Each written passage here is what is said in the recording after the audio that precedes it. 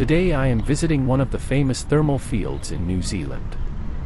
The Lonely Planet Guide describes this thermal field as, arguably the best thermal area left in New Zealand. Welcome to the hidden valley of Orakei Korako Thermal Park. Entry pass to this geothermal field can be purchased from this visitor center. A souvenir shop and a cafe are also here in this center. Situated between Taupo and Rotorua, on the banks of Lake Ohakuri, a drive to Orakei Korako from Taupo town takes around 25 minutes, and from Rotorua, around 45 minutes. This is Lake Ohakuri, and the thermal field is on the other side of the lake. We can reach the thermal field by boat. Entry fee to Orakei Korako includes the ferry trip to and from the geothermal attractions, along with admittance to the geothermal field. This ferry runs on demand from 8 a.m. till 4 p.m. every day of the year. Thank you very much. All aboard.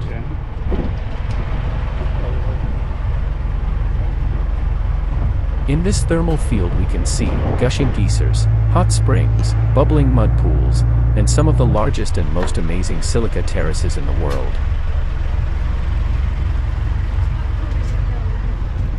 Hope you enjoy the walk.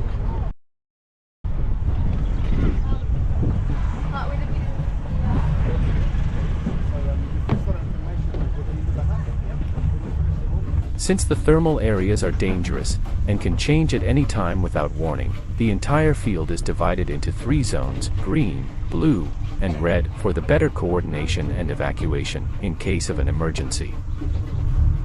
Each of these zones has evacuation cabinets, equipped with first aid kits, and handheld VHF radio for emergency communication. We are at the green zone now. Walking track here is 2.5 kilometers long, and follows stairs and boardwalks around colorful silica terraces.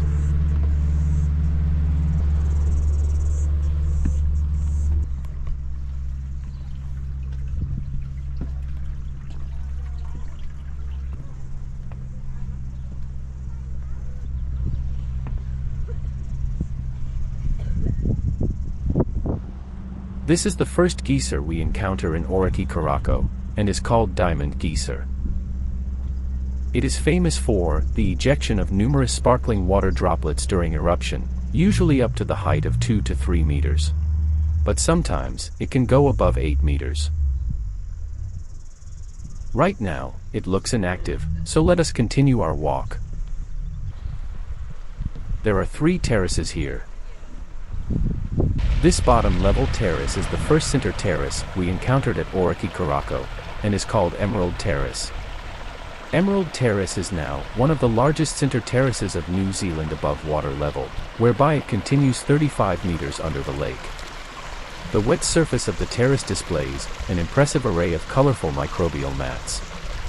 The mats are made up of many thousands of tiny microbes or microscopic single-celled organisms, which thrive in the warm water that flows over the center terrace.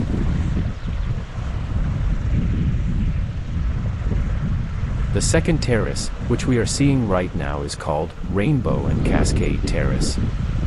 The Rainbow and Cascade terraces are graced with several small geysers, including the intermittently active sapphire geyser.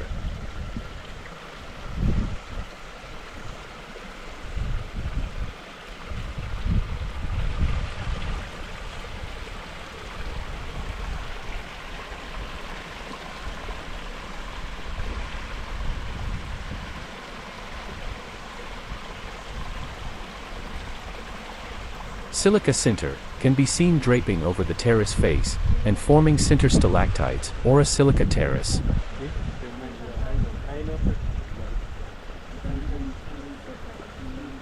We can see many ponds, filled with boiling water, and streams of hot water here. And the soil here is fragile and hot. So, stepping out of the pathway and ignoring directional signs are dangerous.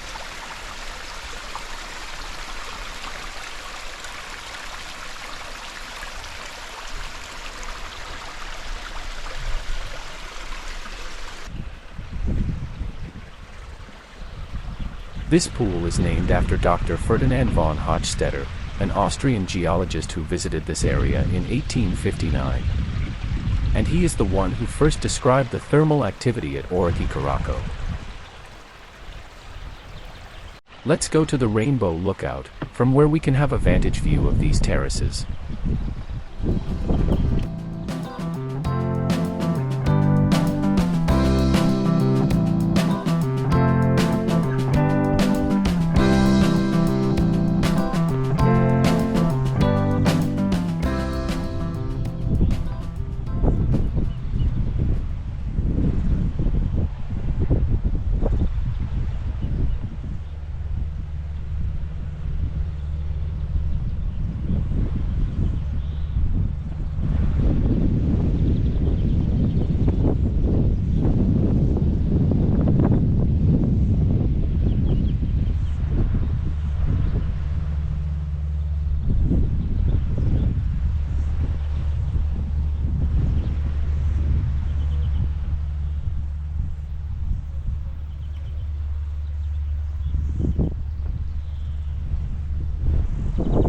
Let's continue our walk.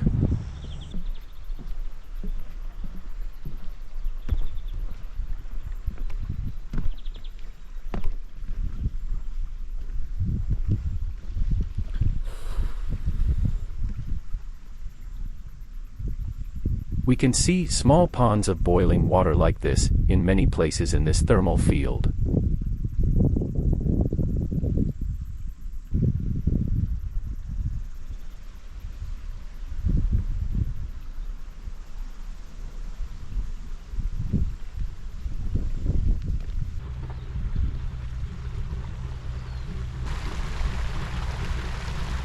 In this area, we can see more hot water streams and silica sinter deposits. Also, the ground is topped with black, green, and yellow alga, which grows in temperatures between 35 to 49 degrees Celsius.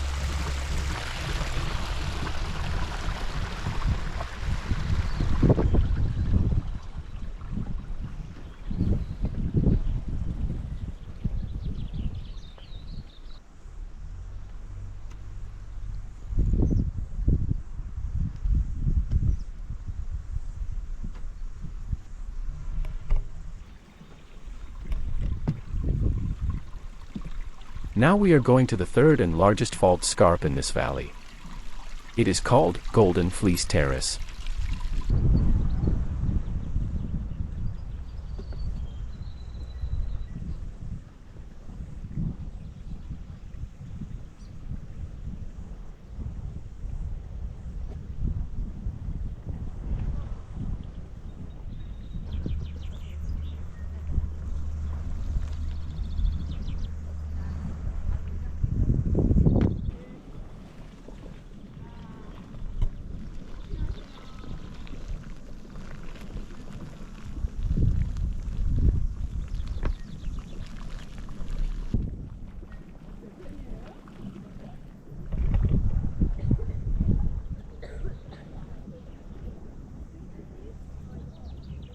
The Golden Fleece Terrace is formed by centuries of dripping thermal water.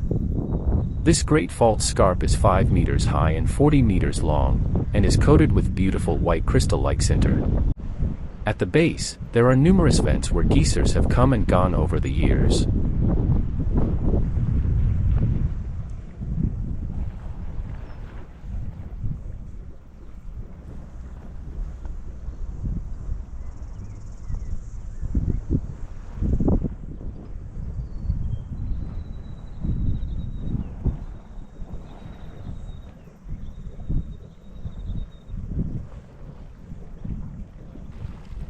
Now we are approaching an active geyser.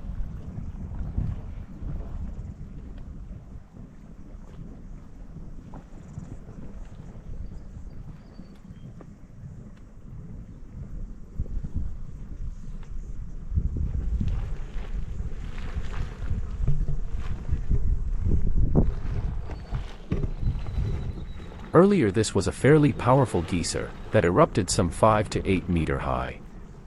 Those activity seems to be stopped around 2003.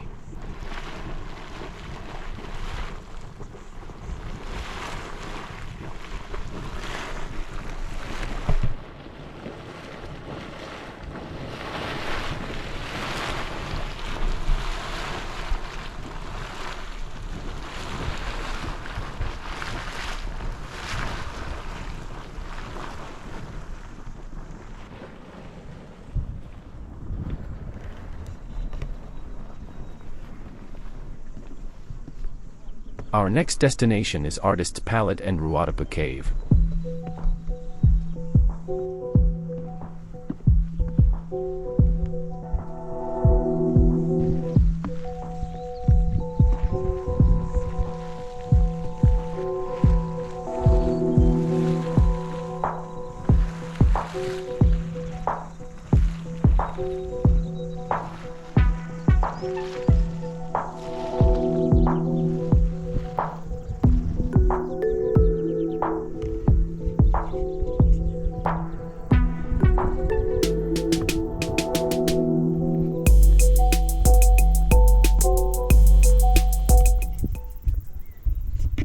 This is Elephant Rock. It is a fumarole, and is a partly eroded sinter formation that resembles an elephant.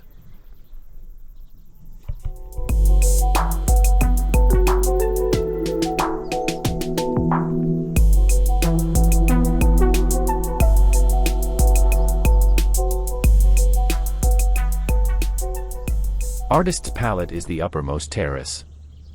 This silica sinter terrace is almost flat, and is 10,000 square meters in size.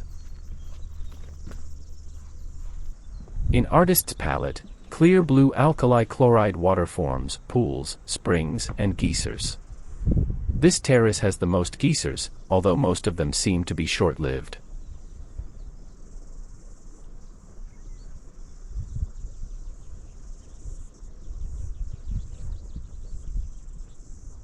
There is a lookout, from where we can have a better view of Artist's Palette. Let us go there.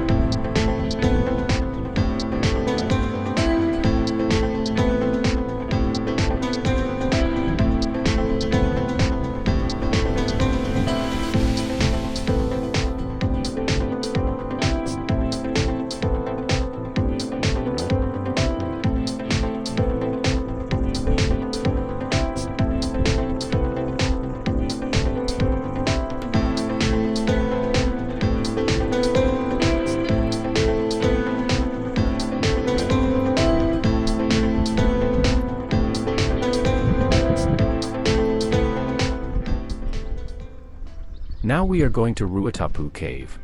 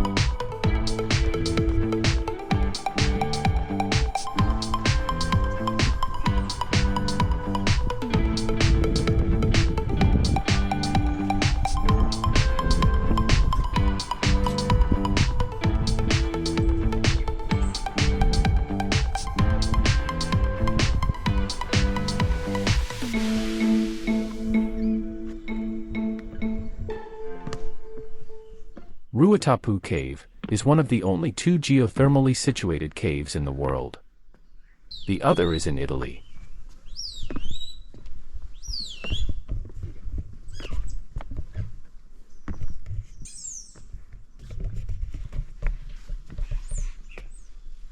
You can't walk inside the cave, instead you can stand on this viewing platform, and see the hot clear pool of water at its base.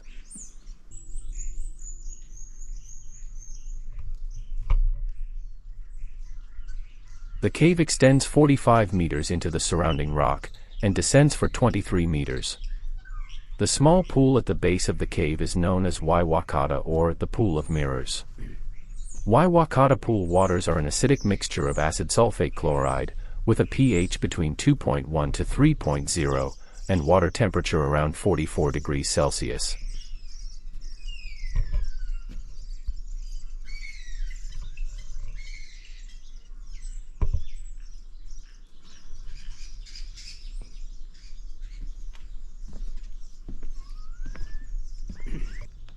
At least 2 mud pools in this thermal field we can see from the trail. Now it is the time to see these mud pools. Bushwalk through this untouched geothermal paradise is simply amazing. Walking track in Orakei Korako is 2.5 kilometers long. And it takes minimum 1.5 hours to finish the walk around this thermal field. This park is very well maintained, with steady boardwalks and information signs. Though you encounter a lot of steps throughout the route, the walk is relatively easy.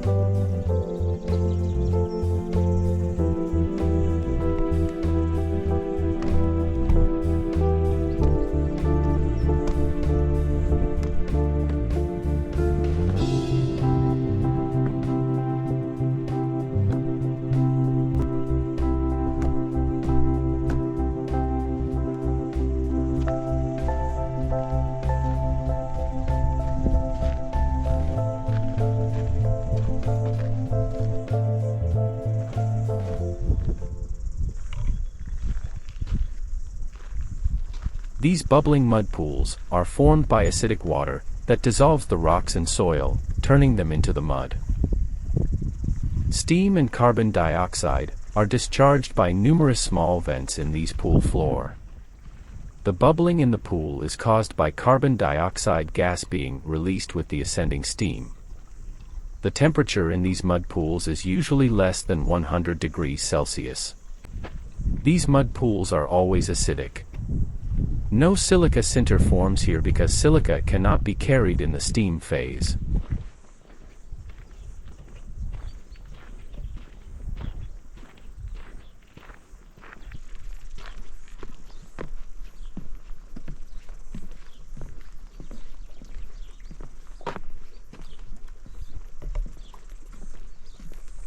This is the second mud pool.